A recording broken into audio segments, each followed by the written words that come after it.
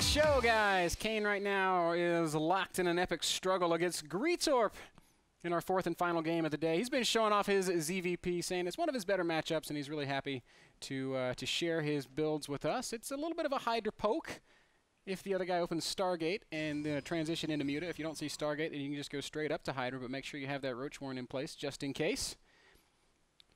This is, like I said, our last game of the day, and 3 minutes into it, we can see Kane has once again opened very normal 15 pool, 16 hatch. He and Andre were engaged in some friendly banter that I'm going to share with everybody. What do you think of this PvZ build? Kane says, it's so good, like the best I've ever seen. To which Andre immediately says, are you trolling me, or sorry, I hang out with Bitter a lot? And Kane says, perfectly, I'll let you decide. So... Andre, a very good player with all three races. I think certainly capable of beating Grandmasters with either Terrans or Protoss. Probably, in my opinion, the strongest playing caster in the world of StarCraft. So really much love for Andre and his skills. I actually didn't know that he played all three races until a couple days ago, I think. I always thought he was just Terran. He's good, man. Yeah. Surprised. In a nice way. Pleasantly surprised. Yeah. But in Canada, everything's pleasant, so you just say surprised. You'd be surprised. I lived in the States for a few years when I was younger, and there's not a lot of difference. I found anyways. Well, you must have lived in Wyoming. I lived in Montana, actually. Okay, this is basically the same thing. Yeah, okay, yeah. I hit that one out of the ballpark. I've heard like New York and stuff is a lot different, but no, I think in general, the States is a great place to be. So once again, we've got a very normal looking game unfolding. Andre's been really liking these zealots. What do you think, man? If you had to really crush it in one particular way, what would your adjustment be to what you're seeing out of him? Once you see the third base is going down really early, you can just be really, really greedy and pretty much do whatever you want for quite a while. But, yeah, so I'll try to demonstrate that a bit this game. You've promised try-hard mode, so I expect to see a game where there are 0 units lost. You'll see a game where my creep spread is pretty good, I think. Okay. Or at least I'll try to make it pretty good. Okay. Showing off the creep spread and skills this time. I'm going to go scout for his third base like you were doing, because I think that's pretty good. I see a zealot heading from that direction, so right away I'm kind of suspicious. And I also see no gases. Yeah, so his third is going down. So we know for a fact that he's getting his fast third base. I was talking with Andre in the back before the show today, and he said, I'm really excited to show off my PvZ. I'm so ahead of the metagame. You'll see in a few months, everybody's going to be getting a 6-minute third. I'm not so sure about that, but we'll see. I've been wrong before. I've never been wrong, so I can't really relate with that feeling. Sure. We can say that if that makes you feel good. All right, so he's coming forward with his same little mothership core and zealot poke. I took too much damage to that too. I was out of position. Yeah, let for it sure. kill a queen. Made me sad. So I got an extra queen this time just for creep spread, but it also helps in defending this mothership.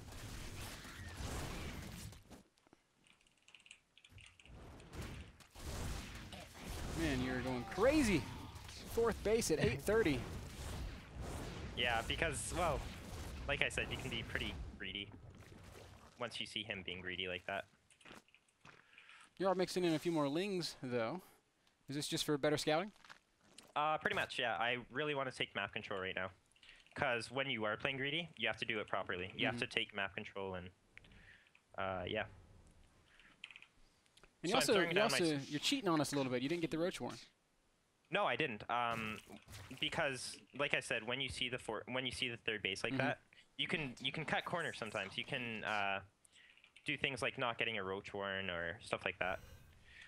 And I also started my layer before link speed this time. So everything is going to be a bit earlier. He is heading out with quite a few zealots right now. but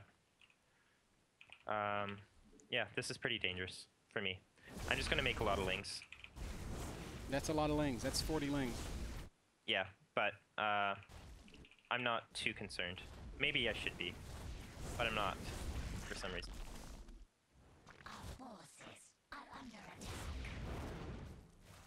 And my Spire should be... Oh, this is dangerous. Maybe you do need a Rotorn, I'm not completely sure. Spire is done. Spire's done, but still in a very, very dangerous position right now. I don't think my lings will be able to kill it, even with this amount. Oh, maybe I was wrong. Oh, you know why? Because my +1 was done. And his finished halfway through that fight, so you got a little bit lucky there, I guess. I mean, well, not lucky. You played your cards perfectly. We do see continued pressure across the middle of the map, though, but your mutas are out. Yeah, my mutas are out, and I'm just going to target down his Mothership Core first. Yeah. Not the best micro, but that's okay. I'm just going to try to confuse his Zealots a bit here. After I hold this off, though, I'll be quite a bit ahead. As long as I don't take too many drone losses. Or queen losses, for that matter.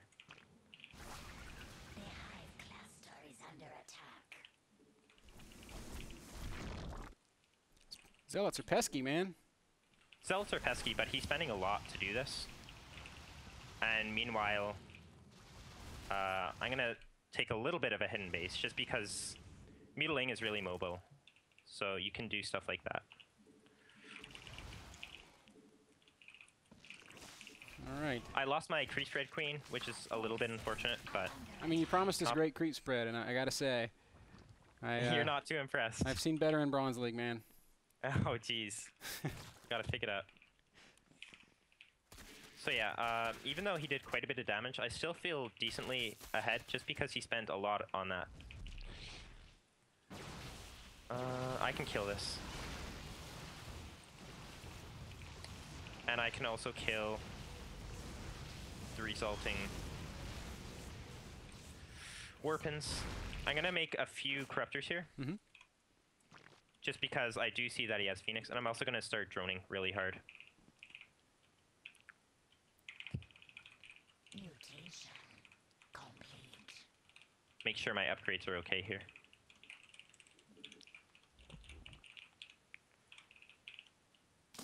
Alright, I gotta say, it's looking pretty good.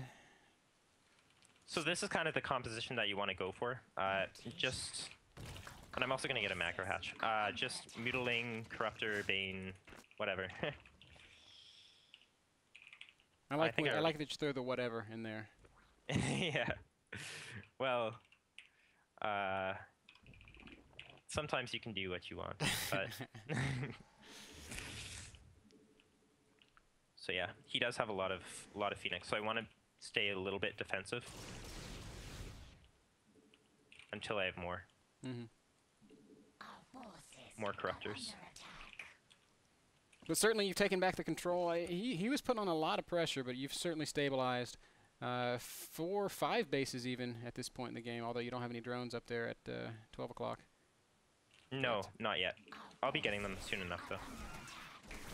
And I want to also keep up with my upgrades. I'm going to start Ling Speed here. One thing that we haven't really addressed is, when do you get Hive, or do you ever get Hive? Is this just a layer tech army? Normally I don't really get Hive, to be honest with you. I just like a lot of really, really heavy layer tech pressure. But I mean, if you see that you won't be able to kill them, you can go up to Ultra Ling Bane.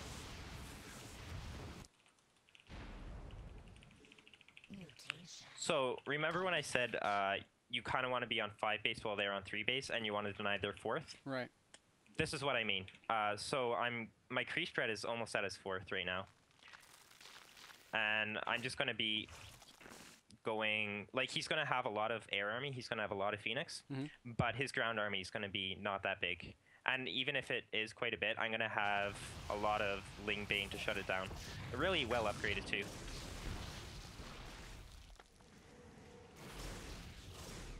Well, those Phoenixes are a little scary. little scary, but could be scarier. So right now, I'm going to get my infestation pit, and I'm going to go straight up to Hive. Because I have a feeling that this game he's going to turtle quite a bit, and I don't think I'll be able to kill him, so I'm going to try to tech up a little bit more. He's getting air upgrades, but he just lost quite a bit of Phoenix there. That was good for me. You've got, well, you've got a lot of Corruptors. 16 Mutas, 15 Corruptors right now. Yeah, definitely. You do want quite a few, just because I see that he's continuing with his production. And I'm going to go straight up to Hive. I'm also going to make a few spines in case my ground army isn't quite big enough to take his. Because I do have a lot of Corruptors, and if I manage to kill all of the Phoenix, I'm going to be left with a really, really small small ground army.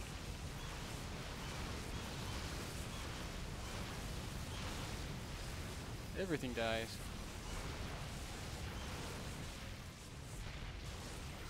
Yeah, but I can remax really easily, whereas he can't. So at this point in the game, you're really able to make trades with him because you do have those extra bases, you do have the extra resources, and even if your trades aren't cost effective, you can still be, as I like to say, supply effective. Yeah. So that was the biggest thing in that fight. He just kind of let me get a good trade off. Even though he had quite a bit of stuff, but it didn't really matter. I feel super far ahead right now. I think I can do pretty much whatever. So I'm just going to go in with this stuff. And go rolling. Yeah.